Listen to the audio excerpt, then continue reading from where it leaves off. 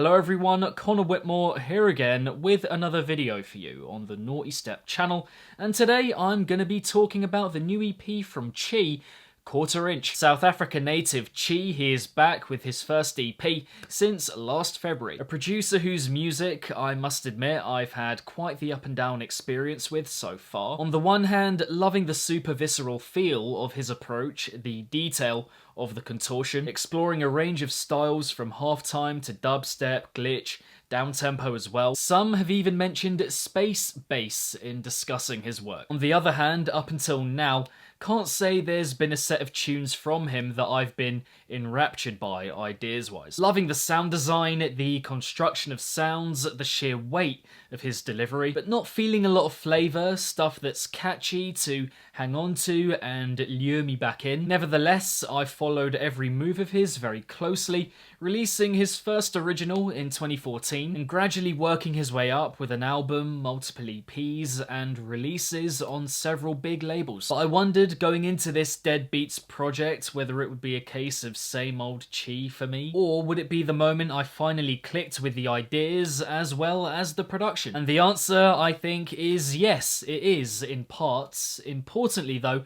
with Quarter Inch, I find myself appreciating his style overall much more. It's another collection of incredibly meaty, twisted beats, very hard hitting and thick, but more than past material from him, I do find this EP to be more engaging with its ideas, for sure. The best example for me in that regard would have to be track 2, Vultures, which is built upon this fantastic mini progression that really sticks in your mind. So memorable. Playing out through the first drop in different ways, I love the grunge of it, a real presence and body and weight to it as well. First up, the progression.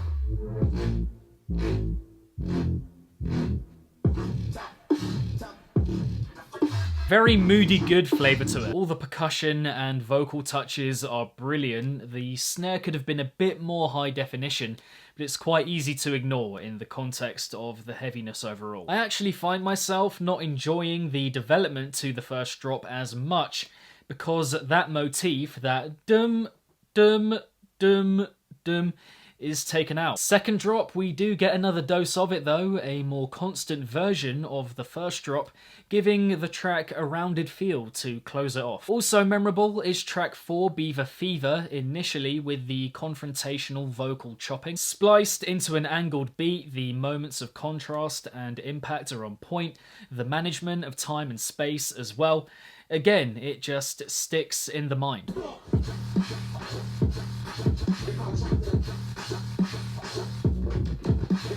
As it goes on, becoming memorable through musicality, the strings darting out at the listener, lively without being huge. It's got the swipes and the constrained breaks on show as well. A great dynamic between all the elements here.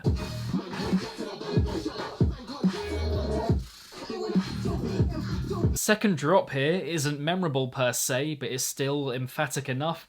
It hits hard, it's oozy, it's chunky, it's guttural. Elsewhere, I would say the sound design takes over the ideas in terms of star factor. First off, the opener, Bloodthirsty, again hard-hitting, but eerier, slowly leaving its mark on you. Dwelling from below, seeping into your body, again an amazing respect here for space and timing to give just the right effect. The second drop being a gnarlier version with more cutting sounds firing in, more grisly stuff as well. Everything rebounds off each other so well, sonically insane, with a lot going on, lest we forget.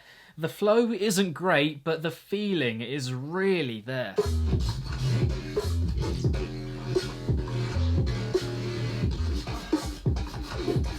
Oh, just so much going on. And then the closer, Pipsqueak. I love the pummeling nature of the first drop.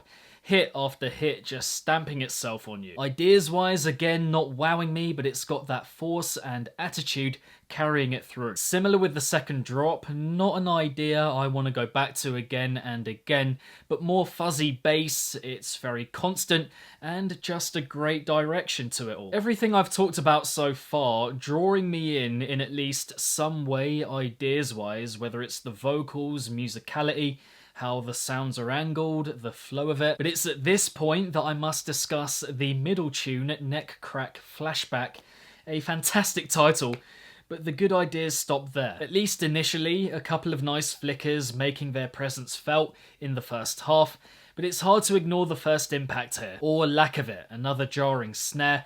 The idea doesn't grab the attention, quite pensive, stuck in itself and not doing a lot.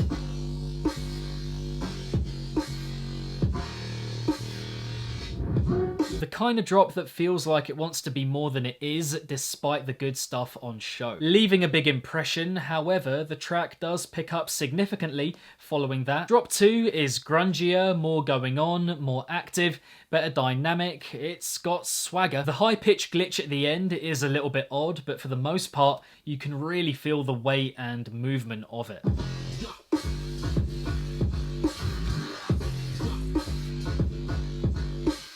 And even in the worst moments, it's another with captivating design that engages you beyond any ordinariness with the ideas, for sure. Of course, gotta give a bit of insight beyond the heaviness. I think all the introductions are fantastic in their own way. I like the outer-worldly, peekaboo-like opening to the EP on Bloodthirsty, quite glitchy, malformed, and it sets the tone well. The warped, dystopian feel of Vultures, how it washes over you, those deep, electric synths piercing through. Netcrack flashback, slightly uncomfortable but more mysterious and hopeful, which you can also say about Pipsqueak, where the classical strings shine through the machinery, and Beaver Fever, you've just got a love for that delicate percussion. Wow. Here we go. Love it. The midsections are good for the most part, a good way of rebuilding. A couple do stand out though, one good, one bad. The bad arrives at the end on Pipsqueak, this weird sequence following the first drop that just feels a bit aimless. The sounds we get are pretty great, but not sure there's anything genuine about the way they're glued together. On the good side, the midsection on track 3, Neck Crack Flashback, is very on point. A welcomed continuation of the uncertainty in the introduction, spacey, atmospheric, a real sense of scope to it. As an extension to that point, the builds are brilliant throughout, so well measured and thought out and considered. And it's in those moments, I think, that he shows how much of a pro he is, you know? The craft of his production really shining through. In terms of outros, the ending to Beaver Fever is a bit abrupt, but a couple others stand out for the better here. I love the careful breakdown of Bloodthirsty, but more of note perhaps is the ending to the whole EP on Pipsqueak. It's a medley of loud vocal samples meshed in with a lot of interesting experimental instrumentation, some of which is very funny, notably towards the end, and I feel like I have to play it now to show you what I mean. It's called you kiss your mother with that fucking mouth? Huh? Huh? On that note, vocals, again, pretty good across the board, capturing the animation of the music really well. Couple I've touched on already, but my favourite is probably in the opener. Not quite as in your face, but really does a job. But overall, I would have to say, considering the upgrade in ideas compared to recent past stuff from him, and the production remaining pretty brilliant, this is almost definitely my favourite Chee project so far. He only finds the perfect marriage between idea and execution a couple of times, but pretty much all of it is extremely impressive in one way or another. Very immersive music, very gripping, you feel a part of it, just got so much body and weight and presence behind it. The care as well in constructing his music, you know, the respect for space and timing. The general management is just so detailed. Details that can get lost in the heaviness, but which need to be appreciated, I think. It's just exceptional in that way. Some will cry out for more variety, but personally I love every hit of contorted, twisted halftime I can get. A rare example of a style where important bits of percussion are quite off, but the overall approach outweighs it, which I think says it all for how good I find it as a style and approach overall, on the whole. It could have done with more flavour, ideas-wise, no doubt, more motifs to latch onto and remember and bring you back in, but it is for me also undeniably more rounded ideas-wise than what we've got before from him, and it leaves me excited for more of his stuff going forward. Quarter Inch may not be perfect by any means, but in terms of feeling, production, and on a general sonic level, one of the best I've heard this year so far, for sure. Now, in terms of my favourite here, then I would have to go for Vultures for that mini progression, you know, the dum, dum, dum, dum.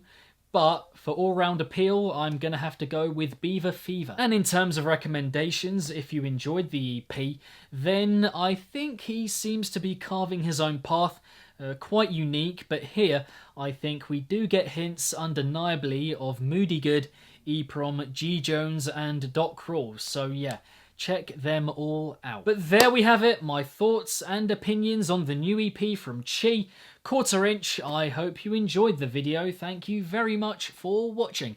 But what did you guys make of the EP? Do you have a favourite of the four? Let me know in the comments below. If you enjoyed the video, then be sure to give it a big old thumbs up and subscribe to the channel if you haven't already. Hit the notification bell along the way so you can be notified whenever I upload a new video to the channel, and my social media accounts are linked in the description box down below, and if you want to find some other EP reviews on the channel, I will link them right here. And lastly, if it's naughty, then you know guys, so be sure, as always, to keep it naughty and stay safe, and I shall see all of you legends in the next one.